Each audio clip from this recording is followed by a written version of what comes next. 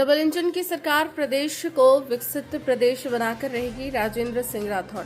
पिसांगन के गोला में 2.5 करोड़ रुपए की लागत से ज्यादा के 1 दर्जन विकास कार्यों के हुए लोकार्पण। पिसांगन पंचायत समिति अंतर्गत गोला ग्राम पंचायत मुख्यालय पर पूर्व चिकित्सा मंत्री राजेंद्र सिंह राठौड़ ने 2.5 करोड़ से ज्यादा के 1 दर्जन विकास कार्यों के लोकार्पण समारोह को संबोधित करते हुए कहा कि डबल इंजन की सरकार प्रदेश को निश्चित तौर पर विकसित प्रदेश बनाकर रहेगी। राठौड़ ने कहा कि प्रधानमंत्री नरेंद्र मोदी के द्वारा पाकिस्तान को जो सबक सिखाया गया है उसे पाकिस्तान हमेशा याद रखेगा। प्रधानमंत्री के इस साहसिक कदम से देश का नाम भी दुनिया में रोशन हुआ है। राठौड़ ने नसीराबाद विधायक रामस्वरूप लांबा के द्वारा क्षेत्र में कराए जा रहे विकास की भी प्रशंसा करते हुए कहा कि आने वाले समय में पंचायत राज व स्थानीय निकायों के चुनाव में अपने क्षेत्र का विकास व क्षेत्र को आगे बढ़ाने के लिए भाजपा समर्थित प्रत्याशियों को विजय बनाने की भी आमजन से अपील की। राठौड़ ने गोला सरपंच सुमन कंवर राठौड़ के द्वारा पंचायत में कराए जा रहे विकास कार्यों की प्रशंसा करते हुए महिला सरपंच के हौसले की प्रशंसा की। राठौड़ ने कहा कि प्रदेश के मुख्यमंत्री भजन लाल शर्मा के द्वारा वंदे गंगा जल संरक्षण महाअभियान के अलावा भी विभिन्न जगह ऐतिहासिक विकास कार्य करवाए जा रहे हैं। प्रधानमंत्री नरेंद्र मोदी के द्वारा सिंधु नदी समझौते को रद्द किए जाने का सीधा फायदा पहले दौर में राजस्थान के 10 जिलों को मिलने की बात भी कही है।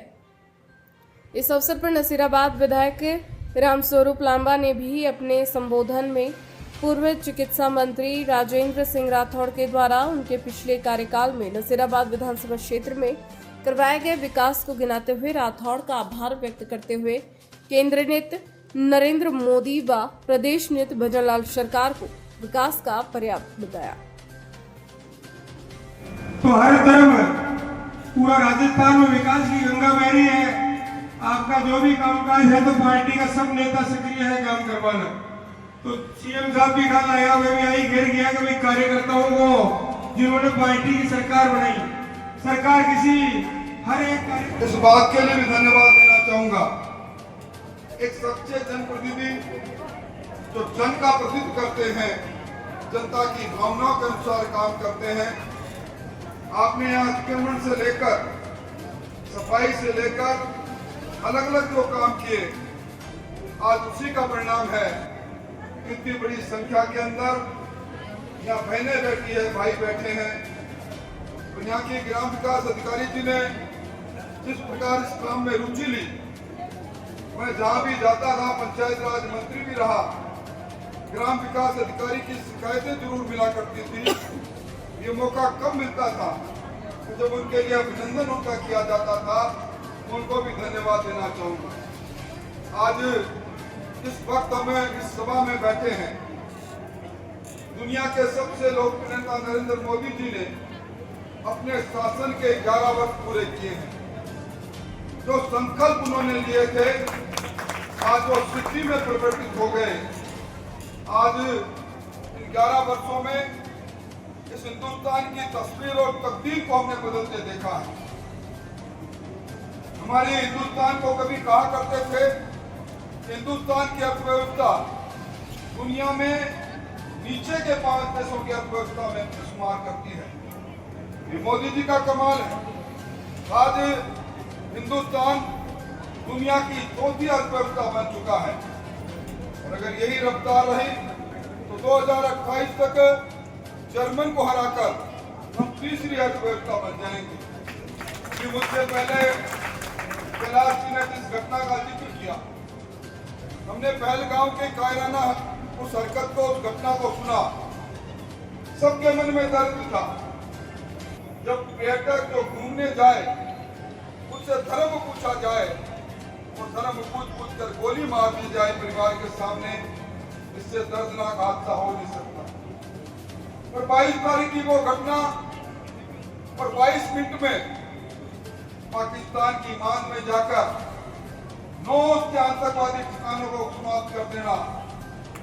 100 आतंकवादी जो किसी न किसी दिन का संगठन उस घटना से जुड़ा हुआ था, उनको नस्ल नबूद कर देना, उनकी हिमायत करने वाले 5 सैनिकों को समाप्त कर देना, ये छोटी बात नहीं। दुनिया को बता दिया ये बदला हुआ हिंदुस्तान है, नरेंद्र मोदी का हिंदुस्तान है। इसकी सीमाएं सुरक्षित है, इसके नागरिक सुरक्षित है। और अगर किसी ने आतंकवाद के माध्यम से किसी प्रकार की हरकत की तो व्यक्ति का नहीं, देश के विरुद्ध युद्ध माना जाएगा। आज जब मैं अपनी बात यहाँ कह रहा हूँ, पाकिस्तान के चेहरे से आतंकवाद का नकाब फेंकने के लिए एक सर्वदलीय संसदीय दल दुनिया में गया हुआ है।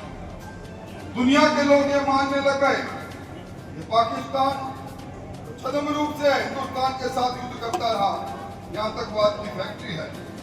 और इस बार पहली बार सर्जिकल ऑर्डर स्ट्राइक के बाद में हिंदुस्तान के प्रधानमंत्री जी ने वाटर स्ट्राइक की है।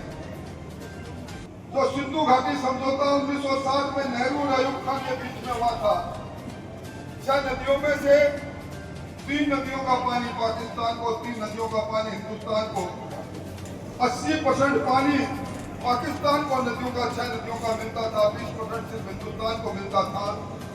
मोदी जी ने वो रद्द कर दिया। अब इस राजस्थान की तकदीर फिर घूमने वाली है, फिर फिरने वाली है।